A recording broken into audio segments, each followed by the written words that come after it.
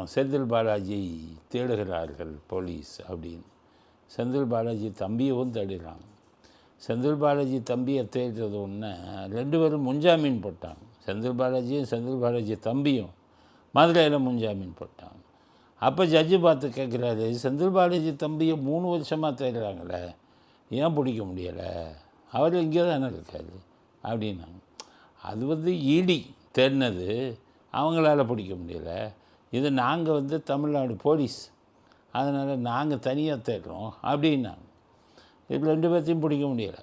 7 நாள் ஆச்சு. இப்போ வேடிக்கை என்னென்னா, சவுக்கு சங்கரை போய்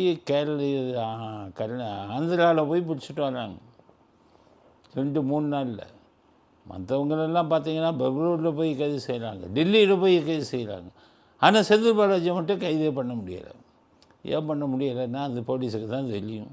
இப்போ டெக்னாலஜி எவ்வளவோ முன்னேறிடுச்சு. பார்த்தீங்கன்னா மொபைல் ஃபோனை வச்சு லொக்கேஷன் கண்டுபிடிச்சி உடனே பிடிச்சிடலாம். செந்தில் பாலாஜி சாதாரணாரா? அவரை போய் பிடிக்கிறது என்ன பிரச்சனை உங்களுக்கு? சரி, வழக்கு என்ன வழக்கு போட்டிருக்கீங்க? செந்தில் பாலாஜி மேலே எவ்வளோ பெரிய வழக்கெல்லாம் இருக்குது. கரூர் விஷயத்தில் ஒரு வழக்கு இருக்குது, சிபிஐக்கு போயிடுச்சு. அப்புறம் பார்த்திங்கன்னா வேலைக்கு மேலே வாங்கிறதா ஏமாத்தின வழக்கு இருக்குது, அந்த வழக்கு பெண்டிங்கில் இருக்குது. அது இடி இப்போ குற்றப்பத்திரிக்கையெல்லாம் தாக்கல் செஞ்சுட்டாங்க. செந்தில் பாலாஜி மேலே பர்சன் போடணும்னா எத்தனையோ கேஸ் இருக்கேன். அவர் எம்எல்ஏ இருந்தது, மந்திரியாக இருந்ததில் 1 வருஷத்தில் எத்தனை வேலை, 1 வருஷம் 2 வருஷத்துக்கு மேலே மந்திரியாக இருந்தார். 2 வருஷமாக அவர் என்ன பண்ணாருன்னு எடுத்து கேஸ் போட வேண்டியது தானே. இப்போ தேடுறது எதுக்காக தேடுறாங்கன்னா, அதாவது செந்தில் பாலாஜி பணம் கொடுத்து தாவேக்கா எம்எல்ஏக்களை மிரட்டி இன்னொரு கட்சியில் சேர வச்சாங்க. இன்னொரு கட்சினா இது திமுகவில் சேர வைக்கிறதுக்காக ஆளை வச்சு பணம் பேசுகிறான். அதுதான் குற்றச்சாட்டு. இப்போ இந்த குற்றச்சாட்டில் கைது பண்ண முடியுமா? முன்ஜாமீன் போட்டார். ஏற்கனவே செந்தில் பாலாஜி கரைகண்டா அழைச்சார், இதில் முன்ஜாமீன் போட்டார். முன்ஜாமீன் கிடைச்சணும். ஏன்னா சாதாரண குற்றச்சாட்டு, நாட்டுக்குள்ளே அடித்ததான் பல முக்கியமான குற்றச்சாட்டுலாம் இருக்குது. டாஸ்மாகில் அவர் மந்திரி இருக்கும்போது அடித்த கொள்ளைக்கு அளவே இல்லை. மின்சாரத்துறை அமைச்சர் சொல்கிறாரு, இப்போ தாவேக்கா மின்சாரத்துறை அமைச்சர் நிர்மல்குமார் சொல்கிறாரு, டிரான்ஸ்ஃபார்மரில் கிட்டத்தட்ட 300 கோடிக்கு மேலே 317 கோடி குளறுபடி நடந்திருக்குங்கிறாரு. டிரான்ஸ்ஃபார்மர் கண்டெய்னர், மின்சார கண்டெய்னரில் குளறுபடி நடந்திருக்குன்னு சொல்லியிருக்காரு. அதுக்கு தான் சொல்லி கைது பண்ணியிருக்கலாம். கைது பண்ணால் தப்ப முடியுமா? அப்போ என்ன நினைப்பாங்க, மின்சாரத்துறையை கெடுத்திருக்காரு அப்படின்னு பெயில் கொடுக்க மாட்டாங்க. இப்போ தேடுறது தாவைக்கால ஆட்களை சேர்த்தாரு, தாவைக்கு ஆட்களை திமுகவுக்கு சேர்த்தாரு தான் குற்றச்சாட்டு.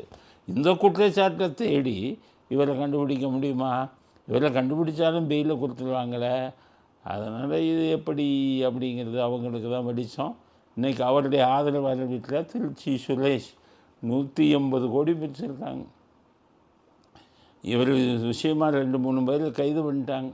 அவங்க கொடுத்த வாக்குமூலத்தில் என்ன சொல்கிறாங்க, ஒரு கார்ப்பரேட் கம்பெனியே இதில் சம்மந்தப்பட்டிருக்காங்க. நட்சத்திர ஹோட்டலில் வச்சாங்க, கூட்டம் வச்சாங்க. அந்த நட்சத்திர ஹோட்டலில் 180 கோடி ஒரு எம்எல்ஏக்கு பேரமெல்லாம் பேசியிருக்காங்க அப்படின்னு சொல்லியிருக்காங்க.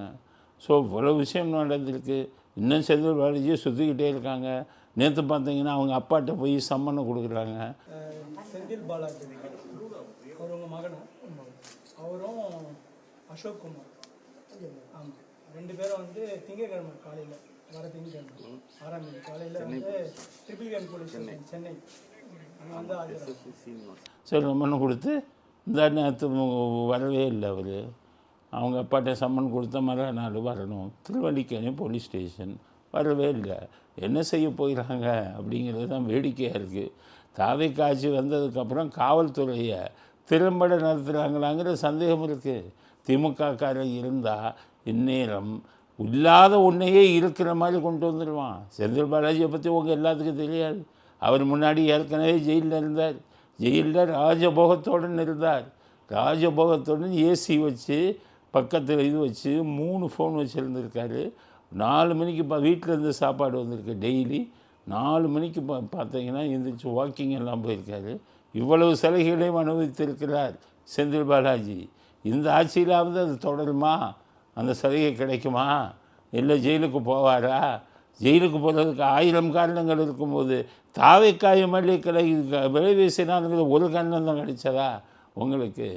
அதனால் எதுவும் சரியாக போவதாக தெரியவில்லை. செந்தில் பாலாஜி விஷயத்தில் தாவைக்கா அடக்கி வாசிக்கிறதோ அப்படிங்கிற எண்ணம் வந்து எல்லா மக்களுக்கும் வந்து விட்டது. இன்னும் எத்தனை நாளைக்கு சுற்றுலீங்கன்னு பார்ப்போம். இன்னும் எத்தனை நாளைக்கு செந்தில் பாலாஜியை கைது பண்ண முடியாமல் சுற்றுறாங்கன்னு பார்ப்போம். அப்படிங்கிறத முதல் கருத்தாக பதிவு செய்வோம்.